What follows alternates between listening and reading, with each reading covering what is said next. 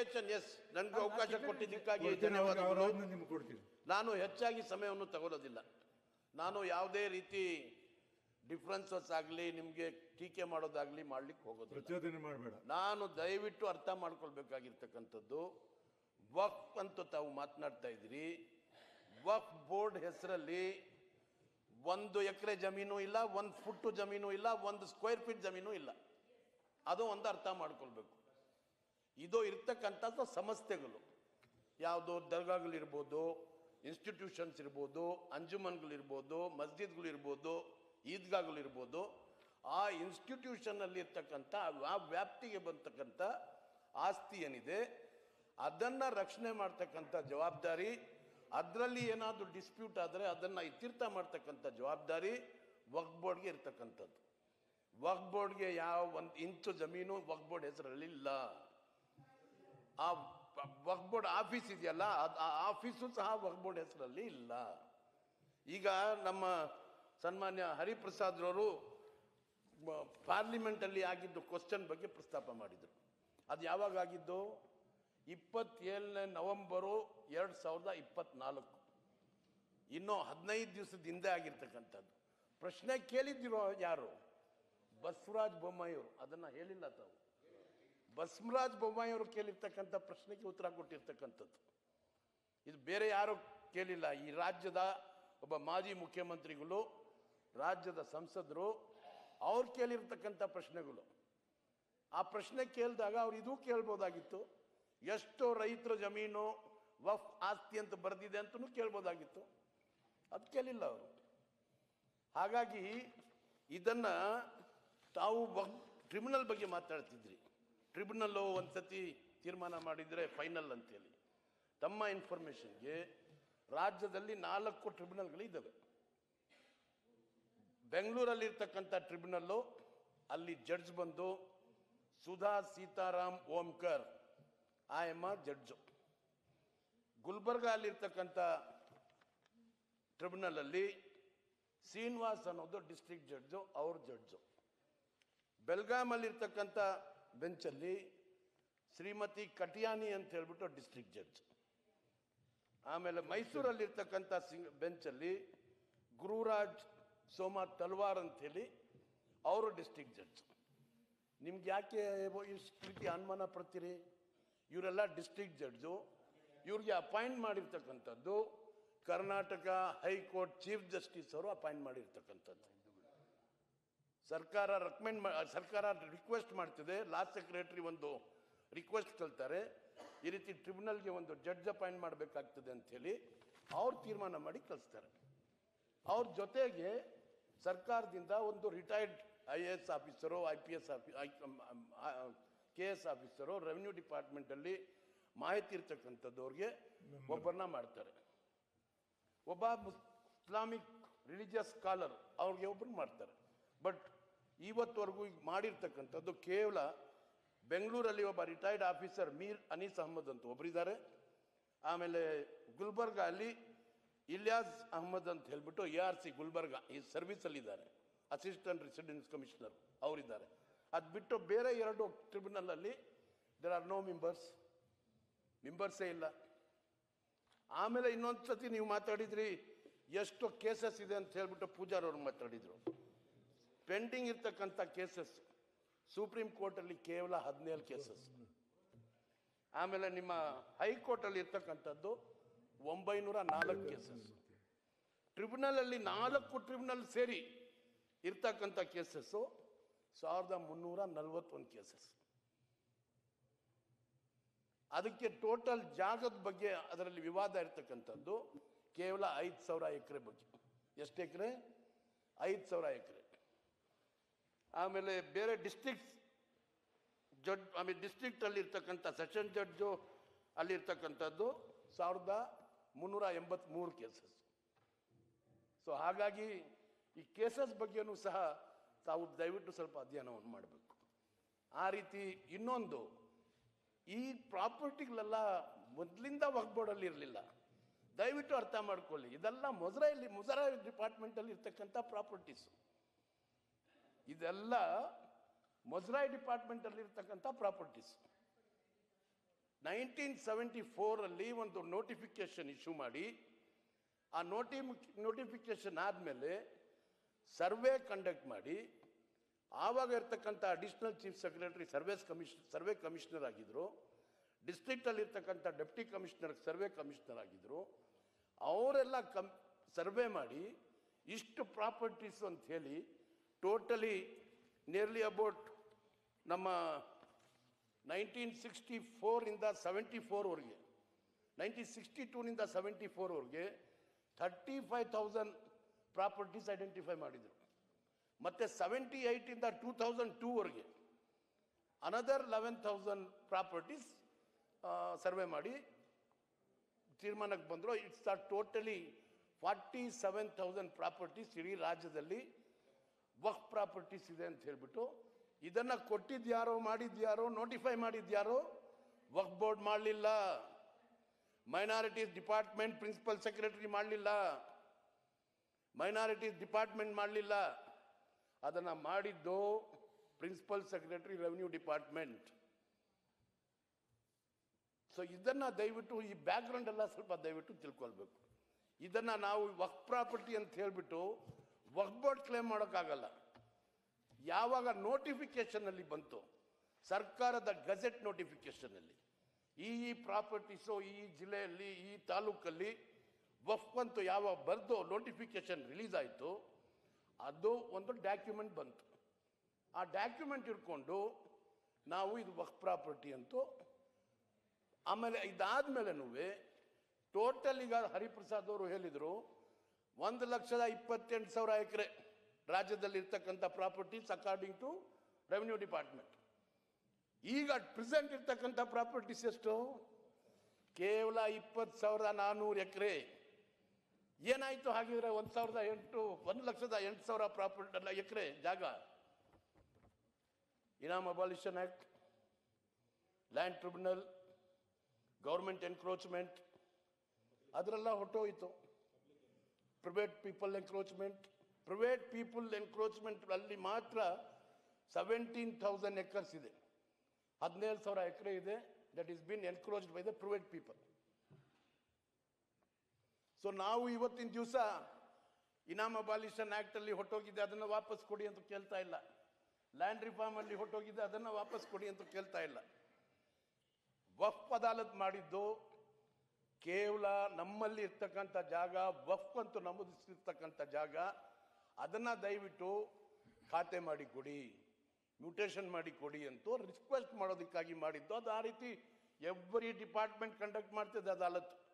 Revenue ಡಿಪಾರ್ಟ್ಮೆಂಟ್ನವರು ಮಾಡ್ತಾರೆ, food ಡಿಪಾರ್ಟ್ಮೆಂಟ್ನವರು ಮಾಡ್ತಾರೆ, health ಡಿಪಾರ್ಟ್ಮೆಂಟ್ನವರು ಮಾಡ್ತಾರೆ, ಎಲ್ಲ ಡಿಪಾರ್ಟ್ಮೆಂಟ್ನವರು ಮಾಡ್ತಾರೆ. ಅದೇ ರೀತಿ ಕರೆಸಿ ಅದು ಕರೆಯುವಾಗ ಕೇವಲ ಮೈನಾರಿಟೀಸ್ ಮಿನಿಸ್ಟರ್ ಮಾತ್ರ ಇರೋದಿಲ್ಲ, ಅಲ್ಲಿ ಡಿಸ್ಟ್ರಿಕ್ಟ್ ಮಿನಿಸ್ಟ್ರು ಇರ್ತಾರೆ, ಡಿಸ್ಟ್ರಿಕ್ಟಲ್ಲಿ ಇರ್ತಕ್ಕಂಥ MLAs ಇರ್ತಾರೆ, ಎಲ್ಲ ಪಕ್ಷದ MLAs ಇರ್ತಾರೆ.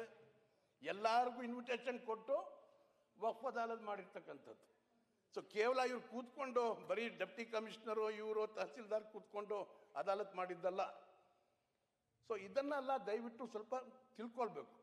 ಈಗ ನಮ್ಮ ಮುಂದೆ ಬಂದಿರತಕ್ಕಂಥದ್ದು, ನಾವು ಯಾತಕ್ಕಾಗಿ ಈ ರೀತಿ ತಾವು ನಮ್ಮ ವಕ್ಫ್ ಬಗ್ಗೆ ಆಗಲಿ ಈ ಒಂದು ಅನುಮಾನಗಳು ಯಾಕಾಗಿ ಬರ್ತಾ ಇದೆ ಅಂತ ನೋಡಿದಾಗ, ನಿಜವಾಗಲೂ ಒಂದೊಂದು ಕಡೆ ಈಗ ತಾವು ನಾಯಕರು ಹೇಳಿದ್ರಿ ನಾವು ಸಂವಿಧಾನಕ್ಕೆ ಭದ್ರವಾಗಿದ್ದೀವಿ ಅಂಥೇಳಿ. ಆಮೇಲೆ ಸಂವಿಧಾನದಲ್ಲಿ ಎಲ್ಲರಿಗೂ ಈಕ್ವಲ್ ರೈಟ್ಸ್ ಇದೆ, ಫಂಡಮೆಂಟಲ್ ರೈಟ್ಸ್ ಇದೆ, ಮಾತನಾಡೋದಕ್ಕೆ ಅವಕಾಶ ಇದೆ, ನಮ್ಮ ರಿಲಿಜನ್ ನಾವು ಪ್ರಾಕ್ಟೀಸ್ ಮಾಡೋದಕ್ಕೆ ಅವಕಾಶ ಇದೆ. ಅದೆಲ್ಲ ಇದ್ದಾಗ ಕೇವಲ ನಮ್ಮ ಬಗ್ಗೆ ಯಾಕೆ ನೀವು ಗುರಿ ಮಾಡ್ಕೊಂಡಿದ್ದೀರಿ? ಒಂದು ಸತಿ ಹಿಜಾಬ್ ಅಂತೂ ಬರ್ತೀರಾ, ಒಂದು ಸತಿ ತ್ರಿಬಲ್ ತಲಾಕ್ ಅಂತೂ ಬರ್ತೀರಾ, ಒಂದು ಸತಿ ಹಲಾಲ್ ಅಂತೂ ಬರ್ತೀರಾ, ಒಂದು ಸತಿ ಅಜಾನ್ ಅಂತೂ ಬರ್ತೀರಾ, ಒಂದು ಸತಿ ಗೌಹತ್ಯೆ ಅಂತೂ ಬರ್ತೀರಾ. ಒಂದು ಸತಿ ಗೌಹತ್ಯೆ ಮಾಡೋರು ಎಲ್ಲ ಶ್ರೀಮಂತರು, ಯಾವ ಜನ ಮುಸಲ್ಮಾನರಲ್ಲ, ಎಲ್ಲ ಎಕ್ಸ್ಪೋರ್ಟ್ ಮಾಡೋರು ಯಾರು ಲಿಸ್ಟ್ ತೆಗೆದು ನೋಡಿ. ಅವ್ರು ಗೌಹತ್ಯೆ ಮಾಡಲ್ಲ, ಅವ್ರು ಎಕ್ಸ್ಪೋರ್ಟ್ ಮಾಡ್ಲಿಕ್ಕೆ ಬಿಡ್ತೀರಾ ಅವ್ರಿಗೆ? ಅವ್ರು ಎಷ್ಟು ಸಾವಿರಾರು ಟನ್ನು ಎಕ್ಸ್ಪೋರ್ಟ್ ಮಾಡ್ತಾರೆ, ಅದರ ಬಗ್ಗೆ ಚರ್ಚೆ ಮಾಡಲ್ಲ. ಸೊ ಈ ರೀತಿ ಯಾತಕ್ಕಾಗಿ ಸಮಾಜದಲ್ಲಿ ನೀವೇ ಹೇಳಿದ್ರಿ ನಾವು ಸಂವಿಧಾನದ ಮುಂದೆ ಅದನ್ನು ಭದ್ರವಾಗಿದ್ದೀವಿ, ಕಮಿಟೆಡ್ ಆಗಿರ್ತೀವಿ. ಡಾಕ್ಟರ್ ಅಂಬೇಡ್ಕರ್ ಅವರ ಸಂವಿಧಾನ ನಾವು ಒಪ್ಕೊಂಡಿದ್ದೀವಿ. BJPಯಲ್ಲಿನ 5 ಇದರಲ್ಲಿ ಅಂಥೇಳಿ ಮಾತನಾಡ್ತೀರಿ. ಒಂದ್ಸತಿ ಇದು ಮಾತಾಡ್ತೀರಿ, ಇನ್ನೊಂದು ಸತಿ ನೋಡಿದಾಗ ಗೋಲ್ವರ್ಕರ್ ಏನಂತಾರೆ, ನಾವು ಸಂವಿಧಾನನ ಅದನ್ನು ಒಪ್ಪೋದಿಲ್ಲ ಅಂತಾರೆ. ಸೊ ಈ ವಿವಾದಗಳು ನಿಮ್ಮಲ್ಲೇ ಇದೆ. ಸೊ ಅದರ ಬಗ್ಗೆನೂ ನಾನು ಟಚ್ ಮಾಡಕ್ಕೆ ಹೋಗಲ್ಲ, ಅದರ ಬಗ್ಗೆನೂ ನಾನು ಚರ್ಚೆ ಮಾಡಕ್ಕೆ ಹೋಗಲ್ಲ, ನಮ್ಮ ಮುಂದೆ ಇರ್ತಕ್ಕಂಥದ್ದು ಇವತ್ತು ಕೇವಲ ಒಂದು ಈ ಇಶ್ಯೂನ ತಗೊಂಡು ಇಡೀ ರಾಜ್ಯದಲ್ಲಿ ನಮ್ಮ ಜನಗಳಿಗೆ, ನಾವು ಪ್ರೀತಿ ವಿಶ್ವಾಸದಿಂದ ಬಾಳ್ತಕ್ಕಂಥ ಜನ, ಕರ್ನಾಟಕದಲ್ಲಿ ನಮ್ಮದೇ ಆದ ಒಂದು ವಿಶೇಷವಾಗಿ ಕರ್ನಾಟಕದಲ್ಲಿ ಭಾರಿ ಅಣ್ಣ ತಮ್ಮದರಾಗಿ ನಾವು ಬಾಳ್ತಾ ಇದ್ದೀವಿ, ಪ್ರೀತಿ ವಿಶ್ವಾಸದಿಂದ ನಾವು ಬಾಳ್ತಾ ಇದ್ದೀವಿ. ಅದರಲ್ಲಿ ನೀವು ಯಾಕೆ ಈ ರೀತಿ ಸೃಷ್ಟಿ ಮಾಡ್ತಾ ಇದ್ದೀರಾ? ನಾನು ನಿಮ್ಮ ಗಮನಕ್ಕೆ ತರಲಿಕ್ಕೆ ಇಚ್ಛೆ ಪಡ್ತಾ ಇದ್ದೀನಿ. ಚುನಾವಣೆ ನಡೀತಾ ಇತ್ತು ಶಿಗ್ಗಾಂವ್ದು. ನಾವು ಜಮೀರ್ ಸಾಹೇಬರೆಲ್ಲ ಪ್ರಚಾರ ಮಾಡಿ ವಾಪಸ್ ಬರ್ತಾ ಇದ್ದೀವಿ. ನಮ್ಗೆ ಫೋನ್ ಬಂತು, ಇದು ಯಾವುದು ಹಾವೇರಿ ಕಾನ್ಸ್ಟಿಟ್ಯುನ್ಸಿಯಲ್ಲಿ ಒಂದು ವಿಲೇಜಲ್ಲಿ, ಗ್ರಾಮದ ಹೆಸರು ನಾನು ಮರಿತಾ ಇದ್ದೀನಿ, ಈ ರೀತಿ ಮನೆಗಳು ನುಗ್ಗಿ ಎಲ್ಲರಿಗೂ ಹೊಡೆದಿದ್ದಾರೆ. ಹೊಡೆದು ಅವ್ರಿಗೆಲ್ಲ ಹಾಸ್ಪಿಟಲ್ಗೆ ಕರ್ಕೊಂಡೋಗಿ ಹಾಸ್ಪಿಟಲ್ಗೆ ಅಡ್ಮಿಟ್ ಮಾಡಿದ್ದಾರೆ. ಅಲ್ಲಿ ಸ್ವಲ್ಪ ದಯವಿಟ್ಟು ಹೆಚ್ಚಾಗಿ ಪೊಲೀಸ್ಗೆ ಹಾಕ್ಲಿಕ್ಕೆ ಹೇಳಿ ಅಂಥೇಳಿ ಅಲ್ಲಿಂದ ಯಾರೋ ಫೋನ್ ಮಾಡಿದರು. ಆಮೇಲೆ ನಾವು SP ಗೆ ಫೋನ್ ಮಾಡಿ ಅಲ್ಲಿ ಇಮಿಡಿಯೇಟಾಗಿ ಹೋಗಿ ನೋಡಿ ಏನಾಗಿದೆ ಅಂದಾಗ ಅಲ್ಲಿ SP ಹೋಗ್ಬಿಟ್ಟು ಅವ್ರು ಫೋನ್ ಮಾಡಿ ಹೇಳಿದರು, ಸರ್ ಅದು ನಿಜ, ಎಲ್ಲರ ಮನೆಗಳಿಗೆ ಹೋಗಿ ಹೊಡೆದಿದ್ದು ನಿಜ, ಅವ್ರಿಗೆಲ್ಲ ನಾವು ಹಾಸ್ಪಿಟಲ್ಗೆ ಬಲವಂತವಾಗಿ ಕರ್ಕೊಂಡೋಗಿ ಅಡ್ಮಿಟ್ ಮಾಡಿದ್ದೀವಿ. ಅವ್ರಿಗೆ ನಾವು FIR ಕೊಡಿ, ಕಂಪ್ಲೇಂಟ್ ಕೊಡಿ ಅಂತ ಕೇಳಿದಾಗ, ಇಲ್ಲ ನಾವು ಕಂಪ್ಲೇಂಟ್ ಕೊಡಲ್ಲ, ನಾವು ಅಲ್ಲೇ ಬಾಳ್ಬೇಕು, ಅವ್ರ ಜೊತೆಗೆ ನಾವು ಇರಬೇಕು, ನಾವು ಕಂಪ್ಲೇಂಟ್ ಕೊಡಲ್ಲ ಅಂಥೇಳಿ ಅವ್ರು ಕೊಟ್ಟಿಲ್ಲ ಸರ್. ಸೋಮೋಟು ನಾವು ಕಂಪ್ಲೇಂಟ್ ರಿಜಿಸ್ಟರ್ ಮಾಡಿದ್ದೀವಿ ಅಂತ ಹೇಳಿದರು SP ಅವರು. ಕೇಳ್ಕೊಳ್ಳಿ ನೀವು, ಬೇಕಾದರೆ ಪೂಜಾರು, ನಿಮಗೂ SP ಗೊತ್ತು, ನಾರಾಯಣ ಸ್ವಾಮಿ ಅವರು ಕರೆಸಿ, ಯಾರು ಅಪೋಸಿಷನ್ ಲೀಡರ್ ಆಗಿದ್ರಿ ತಾವು, ಅವ್ರನ್ನ ಕರೆಸಿ ಕೇಳಿ. ಕಂಪ್ಲೇಂಟ್ ಕೊಡ್ಲಿಕ್ಕೂ ತಯಾರಾಗಿರಲಿಲ್ಲ. ಅವ್ರು ಏನಂದ್ರು, ನಾವು ಅಲ್ಲೇ ಬಾಳ್ಬೇಕಾಗಿರ್ತಕ್ಕಂಥದ್ದು, ನಾವು ಆ ಜಾಗದಲ್ಲಿ ಇರ್ತಕ್ಕಂಥ ಜನ, ನಾವು ಅವ್ರ ಬಗ್ಗೆ ಕಂಪ್ಲೇಂಟ್ ಕೊಡಲ್ಲ ಅಂತೇಳಿ. ಕಾರಣ ಏನು? ಆ ಒಂದು ಭಜನಾ ಮಂದಿರ ಏನಿದೆ ಅದು ರೆಕಾರ್ಡಲ್ಲಿ ವಕ್ಫ್ ಅಂತೂ ಬಂದಿದೆಯಂತೆ, ಆ ಭಜನಾ ಮಂದಿರ. ಅದಕ್ಕೆ ಒಬ್ಬ ಸೆಕ್ರೆಟರಿ, ಅಂಜುಮನ್ ಸೆಕ್ರೆಟರಿ ಮಾತಾಡ್ತಾ, ಇದು ಭಜನಾ ಮಂದಿರನೂ ನಮ್ಮ ಒಬ್ಬೊಡ್ದು ಆಸ್ತಿಯಾಗಿದೆ ಅಂತೇಳಿ, ಅದು ಕೊಡಿ ಅಂತ ಕೇಳಿಲ್ಲ, ಅದು ಬೇಕು ಅಂತ ಹೇಳಿಲ್ಲ. ಅದಕ್ಕೆ ಸೃಷ್ಟಿಯಾಗಿರ್ತಕ್ಕಂಥ ಒಂದು ಆ ಸನ್ನಿವೇಶದಲ್ಲಿ ಹೋಗಿ ಹೊಡೆದ್ರು. This is a situation. ಯಾಕೆ ಇದನ್ನು ಹೇಳ್ತಾ ಇದ್ದೀನಿ ಅಂದರೆ, ನಾವು ಪ್ರೀತಿ ವಿಶ್ವಾಸದಿಂದ ಬಾಳ್ಬೇಕು ಅಂತಿರ್ತಕ್ಕಂಥ ಜನ. ನಾವು ಯಾವುದೇ ರೀತಿ, ಈಗ ನೀವು ನೋಡಿದಾದ್ರೆ 224 ಕಾನ್ಸ್ಟಿಟ್ಯುನ್ಸಿ ಇದ್ದಾವೆ. 224 ಕಾನ್ಸ್ಟಿಟ್ಯುನ್ಸಿಯಲ್ಲಿ ಎಲ್ಲ ಕಾನ್ಸ್ಟಿಟ್ಯುನ್ಸಿಯಲ್ಲಿ 1,000 ಜನನಿಂದ ಹಿಡಿದು 1,50,000 ಜನವರೆಗೂ ಓಟ್ ಇರ್ತದೆ ಮುಸಲ್ಮಾನರದ್ದು. ನಾವು ಎಲ್ಲ ಕಡೆ ಏನಾದರೂ ಹೋಗಿ ಮುಸಲ್ಮಾನರು ಸಪ್ರೇಟ್ ಆಗಿ ವೋಟ್ ಮಾಡಬೇಕು ಅಂತ ಕೇಳ್ತೀವ? ರಾಜಕಾರಣದಲ್ಲಿ ಕೆಲವರು ನಮ್ಮ ಮುಖಂಡರುಗಳು BJPಯಲ್ಲೂ ಇರ್ತಾರೆ, ಕೆಲವರು JDS ಅಲ್ಲೂ ಇರ್ತಾರೆ, ಕೆಲವರು ಕಾಂಗ್ರೆಸ್ನವರು ಇರ್ತಾರೆ. ನಮಗೆ ಯಾರು ಸೇಫ್ ಗಾರ್ಡ್ ಮಾಡ್ತಾರೆ, ನಮ್ಮ ಒಂದು ಪ್ರೊಟೆಕ್ಷನ್ ಯಾರು ಕೊಡ್ತಾರೆ, ಅವ್ರ ಜೊತೆಗೆ ಹೆಚ್ಚಾಗಿ ನಾವು ಇರ್ತೀವಿ. ಅದು ತಾವು ಈ ಆ ಸನ್ನಿವೇಶ ಆಗಿದೆ. ನೀವೇನು ತಿಳ್ಕೊಂಡ್ಬಿಟ್ಟಿದ್ರಿ, ಈ ಮುಸಲ್ಮಾನರು ನಮಗೆ ವೋಟ್ ಮಾಡಲ್ಲ, ಇವ್ರಿಗೆ ಖಾಲಿ ಮಾಡಬೇಕು, ಇವ್ರಿಗೆ ಖಾಲಿ ಮಾಡಿದರೆ ನಾವು ಸ್ವತಂತ್ರವಾಗಿ ಆ ತೀರ್ಮಾನಕ್ಕೆ ನೀವು ಬಂದ್ಬಿಟ್ಟಿದ್ದೀರಿ. ಅಲ್ಲಲ್ಲ, ಆ ತೀರ್ಮಾನಕ್ಕೆ ತಾವು ಬಂದ್ಬಿಟ್ಟಿದ್ದೀರಿ. ಈ ದೇಶದಲ್ಲಿ ಹುಟ್ಟಿರ್ತಕ್ಕಂಥದ್ದು ನಾವು, ಈ ದೇಶದಲ್ಲಿ ಹುಟ್ಟಿರ್ತಕ್ಕಂಥದ್ದು ನಾವು, ನಮ್ಮ ತಾತ ತಂದೆ ನಮ್ಮ ಎಲ್ಲರೂ ಇಲ್ಲಿ ಹುಟ್ಟಿರ್ತಕ್ಕಂಥದ್ದು, ಸ್ವಾತಂತ್ರ್ಯ ಹೋರಾಟದಲ್ಲಿ ನಾವು ಭಾಗವಹಿಸಿರ್ತಕ್ಕಂಥದ್ದು, ಹೋರಾಟದಲ್ಲಿ ಪ್ರಾಣ ಕೊಟ್ಟಿರ್ತಕ್ಕಂಥದ್ದು, ಬಲಿದಾನ ಕೊಟ್ಟಿರ್ತಕ್ಕಂಥದ್ದು. ನಿಮ್ಗೆ ಎಷ್ಟು ಹಕ್ಕಿದೆ ಈ ಜಲದಲ್ಲಿ, ಅಷ್ಟೇ ಹಕ್ಕು ನಮ್ಗಿದೆ. ನಾವು ಬಿಟ್ಟು ಹೋಗೋದಿಲ್ಲ, ನೀವು ಎಷ್ಟೇ ಏನೇ ಮಾಡಿದ್ರು ಸಹ ನಾವು ದೇಶದಲ್ಲೇ ಇರ್ತೀವಿ, ಈ ಮಣ್ಣಲ್ಲೇ ಇರ್ತೀವಿ. ನಮ್ಮ ಈ ಮಣ್ಣು ನಾವು ಬಿಟ್ಟು ಹೋಗೋದೇ ಇಲ್ಲ. ಅದು ಒಂದು ತೀರ್ಮಾನಕ್ಕೆ ನಾವು ಬಂದಿದ್ದೀವಿ, ಇಲ್ಲೇ ಸಾಯ್ತೀವಿ ಅಂತ ನಾವು ಹೇಳೋದು ಇಲ್ಲ. ನಮ್ಮಷ್ಟೇ ಹಕ್ಕು ನಿಮಗೂ ಇದೆ, ಪ್ರಶ್ನೆನೇ ಇಲ್ಲ. ನಿಮ್ಮನ್ನು ಹೋಗು ಅಂತೂ ಹೇಳೋದಿಲ್ಲ ಇಲ್ಲ. ಈಗ ಆ ಪ್ರಶ್ನೆ ಉದ್ಭವ ಆಗಲ್ಲ. ಆದ್ರೆ ರೈತರ ವಿಚಾರದಲ್ಲಿ ಆಗಿರೋದನ್ನೇ ಪ್ರಶ್ನೆ ಆಗಿರೋದು. ಒಂದ್ ನಿಮಿಷ. ಒಂದು ನಿಮಿಷ ಕನ್ಕ್ಲೂಡ್ ಮಾಡ್ತಾ ಇದ್ದೀನಿ. ಮಾಡಿ ಸರ್, ನಿಮ್ಮಲ್ಲಿ ಒಂದು ಮನವಿ. ತಾವು ಅಧ್ಯಕ್ಷರಾಗಿದ್ದೀರಿ, ಯಾವುದೇ ಒಂದು ನಿಲುವಳಿ ಸೂಚನೆಗಳಿರ್ಬೋದು, ಏನೋ ಒಂದು ವಿಷಯ ಬಂದಾಗ ದಯವಿಟ್ಟು ಅದನ್ನು ಫಸ್ಟು ನಾವು ಅದರ ಬಗ್ಗೆ ನೋಡಬೇಕು ಸರ್. ಇದರಿಂದ ಏನೂ ತೊಂದರೆ ಆಗಬಾರ್ದು. ಈಗ ಇದರಲ್ಲಿ ಹೇಳಿರ್ತಕ್ಕಂಥದ್ದು ಈಗಾಗಲೇ 21,000ಕ್ಕೂ ಹೆಚ್ಚು ಆಸ್ತಿಗಳನ್ನು ವಫ್ ತನ್ನ ಆಸ್ತಿ ಅಂತೂ ಘೋಷಿಸಿ ಬದಲಾವಣೆ ಮಾಡಲಿಕ್ಕೆ ಹೋಗಿದೆ ಅಂತ ಹೇಳಿ. ಅದು ಯಾವುದು 21,000 ಆಸ್ತಿಗಳು ಅಂತ ಹೇಳಿ, 21,000 ಬೇಡ, 1,000 ಹೇಳಿ, ಇಲ್ಲ 101 ಆಸ್ತಿಗಳು ಹೇಳಿ, ಇಂಥ ಆಸ್ತಿಗಳು ಬದಲಾವಣೆ ಮಾಡಿದ್ದಾರೆ ಅಂತ ಹೇಳಿ. ಇದನ್ನ ಅಶಾಂತಿ ಮಾಡ್ತಕ್ಕಂಥದ್ದು ಇದು ನೀವು ಸೃಷ್ಟಿ, ಅದು ಎಲ್ಲಿ ಮಾಡ್ತಾ ಇದ್ದೀರಿ? ಸದನದಲ್ಲಿ ಮಾಡ್ತಾ ಇದ್ದೀರಿ. ಈ ಸದನದಲ್ಲಿ ಏನ್ ಸಂದೇಶ ಕೊಡ್ತಾ ಇದೆ? ನೀವು ಒಂದ್ ಕಡೆ ಹೇಳ್ತೀರಾ ನಾವು ಅಶಾಂತಿ ಮಾಡ್ಲಿಕ್ಕೆ ಹೋಗೋದಿಲ್ಲ, ಬಟ್ ಇದನ್ನ 21,000 ಅಲ್ಲ 21,000 ಅಂತ ಹೇಳಿದ್ರೆ ಇವತ್ತು ಇಡೀ ರಾಜ್ಯದಲ್ಲಿ ಘರ್ಷಣೆ ಆಗ್ಬೇಕಾಗಿತ್ತು. 21,000 ಅಂತ ಹೇಳಿದ್ರೆ. ಆಮೇಲೆ ಸರ್ ಇನ್ನೊಂದು, ಇದು ವಕ್ಫ್ ಬೋರ್ಡ್ಗೆ ಏನಾದ್ರು ಅಥಾರಿಟಿ ಇದೆಯಾ ಸರ್? ಪಾನಿ ಬದಲಾವಣೆ ಮಾಡೋದಾಗ್ಲಿ, ಖಾತಾ ಬದಲಾವಣೆ ಮಾಡೋದಾಗ್ಲಿ, RTCಯಲ್ಲಿ ಆಗಲಿ, ಮುಟೇಶನ್ ಆಗಲಿ, ಇದು ಯಾರು MLA ಇದೆಯಾ? ಇಲ್ಲ ಮಂತ್ರಿಗಳಿಗಿದ್ಯಾ? ಆ ಅಧಿಕಾರ ಮಂತ್ರಿಗಳಿಗಿದ್ಯಾ? ಮಂತ್ರಿಗಳಿಗೂ ಇಲ್ಲ, ಚೀಫ್ ಮಿನಿಸ್ಟರ್ಗೂ ಇಲ್ಲ. ಬದಲಾವಣೆ ಮಾಡ್ತಕ್ಕಂಥದ್ದು ಅಧಿಕಾರ ಚೀಫ್ ಮಿನಿಸ್ಟರ್ಗೂ ಇಲ್ಲ. ಅದು ಬದಲಾವಣೆ ಮಾಡಬೇಕಾದ್ರೆ tahsildar, assistant commissioner, deputy commissioner ಪರಿಶೀಲನೆ ಮಾಡಿ ಅವ್ರಿಗೆ ಅವಕಾಶ ಕೊಟ್ಟು, ಸರ್ವೆ ಮಾಡಿದಾಗಲೂ ಅಷ್ಟೇ ಅಕ್ಕಪಕ್ಕದಲ್ಲಿರ್ತಕ್ಕಂಥ ಜಮೀನ್ದಾರು ಯಾರಿದ್ದಾರೆ ಅವ್ರಿಗೆ ನೋಟಿಸ್ ಕೊಟ್ಟು ಅವ್ರನ್ನ ಕರೆಸಿ ಅವ್ರದ್ದೇನಾದ್ರು ಅಬ್ಜೆಕ್ಷನ್ಸ್ ಇದ್ರೆ ಅದನ್ನ ಸ್ವೀಕಾರ ಮಾಡಿ ಅವ್ರನ್ನ, ಅದೆಲ್ಲ ಪ್ರೊಸೀಜರ್ ಮಾಡಿನೇ ಇದೆಲ್ಲ ಆಗಿರ್ತಕ್ಕಂಥದ್ದು. ಆ ಪ್ರೊಸೀಜರ್ ಎಲ್ಲ ಮಾಡಿನೇ ಮಾಡಿರ್ತಕ್ಕಂಥದ್ದು. ವಿತೌಟ್ ಪ್ರೊಸೀಜರ್ ಮಾಡಕ್ ಬರೋದಿಲ್ಲ. ಈಗ ಏನಾದ್ರು ನೀವು ಈ ರೀತಿ ತಪ್ಪಾಗಿದೆ ಅಂತ ಹೇಳಿದ್ರೆ ನೀವು DC ಗೆ ಹೋಗಿ ಒಂದು ಕೇಳ್ಬೋದಲ್ಲ, ಯಾಕಪ್ಪ ಈ ರೀತಿ ಮಾಡಿದ್ರಿ ಅಂತ ಹೇಳಿ. ಯಾವ್ದಾದೊಂದು ಅಸಿಸ್ಟೆಂಟ್ ಕಮಿಷನರ್ಗೆ ಹೋಗಿ ಕ್ವಶನ್ ಮಾಡ್ಬೇಕಲ್ಲ, ಯಾಕಪ್ಪ ನೀವು ಮಾಡಿದ್ರಿ ಅಂತ ಹೇಳಿ.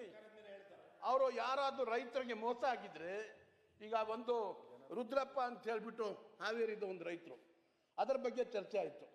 ಅದರ ಬಗ್ಗೆ ತೇಜಸ್ವಿ ಸೂರ್ಯ ಅವರು ಒಂದು ಎಕ್ಸಲ್ಲಿ ಟ್ವಿಟರಲ್ಲಿ ಕಾಮೆಂಟ್ ಮಾಡಿದರು. ಆಮೇಲೆ ಯಾವಾಗ ಸತ್ಯ ಗೊತ್ತಾಗ್ಬಿಡ್ತು ಇಮಿಡಿಯೇಟ್ ಆಗಿ ಅದನ್ನು ವಿಡ್ರಾ ಮಾಡಿಕೊಂಡ್ರು, ಡೆಲೀಟ್ ಮಾಡಿಬಿಟ್ರು. ಕಾರಣ ಏನು? ಅಲ್ಲಿ deputy commissioner, superintendent of police clarification ಕೊಟ್ಟರು. ಏನು? ಆ ಸರ್ವೆಯಲ್ಲಿ ಟೋಟಲಿ 8 ಎಕರೆ ಇತ್ತು, 4 ಎಕರೆ ಬಂದು ರುದ್ರಪ್ಪ ಅವರ ಆಸ್ತಿ, ಇನ್ನೊಂದು 4 ಎಕರೆ ಬಂದು ಡಿಸ್ಪ್ಯೂಟ್ ಇದೆ, ಕೇಸ್ ನಡೀತಾ ಇದೆ, ಅದು ವಕ್ಫ್ ಅಂತ ಹೇಳ್ಬಿಟ್ಟು ಅದು 4 ಎಕರೆ. ಈ 4 ಎಕರೆ ಅವ್ರ ಆಸ್ತಿ ಏನಿತ್ತು ಆ ಆಸ್ತಿ ಮಾರ್ಟಿಗೇಜ್ ಮಾಡಿ ಬ್ಯಾಂಕಿಂದ ಸುಮಾರು ದುಡ್ಡು ತಗೊಂಡಿದ್ರು ಅವರು, ICIC ಬ್ಯಾಂಕಿಂದ. ಮತ್ತೆ ಅವ್ರು ಕಟ್ಲಿಕ್ಕೆ ಆಗಿಲ್ಲ. ಹಾಗಾಗಿ ಬ್ಯಾಂಕ್ ನೋಟಿಸ್ ಬಂದಾಗ ಅವರು ಆತ್ಮಹತ್ಯೆ ಮಾಡಿಕೊಂಡ್ರು. ಪಂಚನಾಮ ಆಯಿತು. ಪಂಚನಾಮದಲ್ಲಿ ಅವ್ರ ತಂದೆಯವರು ಎಲ್ಲರೂ ಅದನ್ನು ಸ್ಟೇಟ್ಮೆಂಟ್ ಮಾಡಿದ್ದಾರೆ, ಸ್ಟೇಟ್ಮೆಂಟ್ ರೆಕಾರ್ಡ್ ಆಗಿದೆ.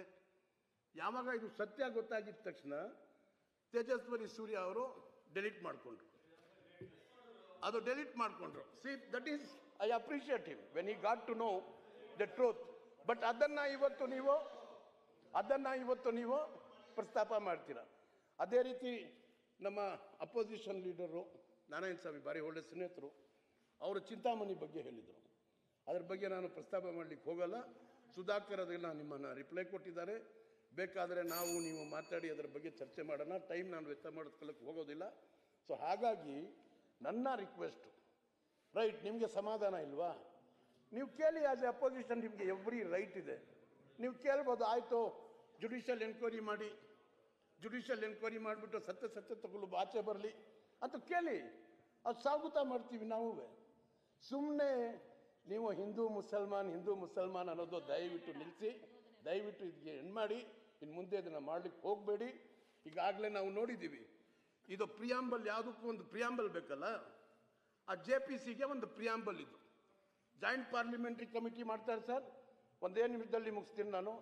ಜಾಯಿಂಟ್ ಪಾರ್ಲಿಮೆಂಟ್ರಿ ಕಮಿಟಿ ತಾವು ಮಾಡ್ತೀರಾ, ತಮ್ಮ ಅಧಿಕಾರಕ್ಕೆ ಬರ್ತದೆ, ಏನಾದರೂ ಹೌಸ್ ಕಮಿಟಿ ಮಾಡಿದಾಗ ಅದಕ್ಕೊಂದು ಚೇರ್ಮನ್ ಮಾಡ್ತಾರೆ. ಯಾವುದೇ ಒಂದು ಕಮಿಟಿ ಯಾವುದೇ ಒಂದು ಜಾಗಕ್ಕೆ ಹೋಗಿ ಪರಿಶೀಲನೆ ಮಾಡಿದಾಗ ಕೇವಲ ಚೇರ್ಮನ್ ಹೋಗ್ತಾರಾ ಇಲ್ಲ ಕಮಿಟಿ ಸದಸ್ಯರ ಜೊತೆಗೆ ಹೋಗ್ತಾರಾ ಸರ್? ಸರಿ, ಸದಸ್ಯರ ಜೊತೆಗೆ ಹೋಗ್ಬೇಕಲ್ಲ. ಬಿಜಾಪುರಲ್ಲಿ ಕರೆಸ್ತಾರೆ ಅವರು, ಕೇವಲ ಚೇರ್ಮನ್ ಹೋಗ್ತಾರೆ, ಅಲ್ಲಿ ಹೋಗ್ಬಿಟ್ಟು ಸೃಷ್ಟಿ ಮಾಡ್ತಾರೆ. ಕಾರಣ ಏನು? ಅವಾಗ 3 ಅಸೆಂಬ್ಲಿ ಬೈ ಎಲೆಕ್ಷನ್ಸ್ ಇತ್ತು. ದೊಡ್ಡದಾಗಿ ನ್ಯೂಸ್ ಬಂತು ಆ ಪತ್ರಿಕೆಗಳಲ್ಲಿ, ಹೆಡ್ಲೈನ್ಸ್ ಅಲ್ಲಿ ಬಂತು. JPC ಚೇರ್ಮನ್ ವಿಸಿಟೆಡ್, ರೈತರೆಲ್ಲ ಬಂದು ದೂರು ಕೊಟ್ಟರು, ಹೀಗಾಯ್ತು ಹಾಗಾಯ್ತು ಅಂತೇಳಿ.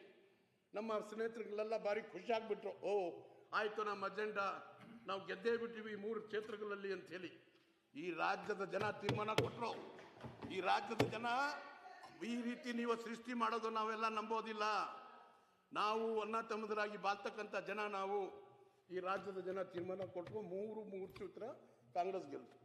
ಸೊ ದಯವಿಟ್ಟು ಕೈ ಮುಗಿದು ಕೇಳ್ಕೊಳ್ತಾ ಇದ್ದೀನಿ, ಇನ್ನು ಮುಂದೇನೂ ಸಹ ಇದು ಹಿಂದೂ ಮುಸಲ್ಮಾನ್ ಬಿಡ್ರಿ, ರಾಜ್ಯನ ಕಟ್ಟಣ. ಈ ರಾಜ್ಯ ಕರ್ನಾಟಕ ರಾಜ್ಯ ಇಡೀ ದೇಶದಲ್ಲಿ ನಂಬರ್ 1 ಪ್ಲೇಸ್ಗೆ ನಾವೆಲ್ಲ ತಗೊಂಡು ಹೋಗೋಣ ಅಂತ ಹೇಳಿ ಕೇಳ್ಕೊಂಡು ನಾನು ಮಾತನ್ನು ಮುಗಿಸ್ತಾ ಇದ್ದೀನಿ.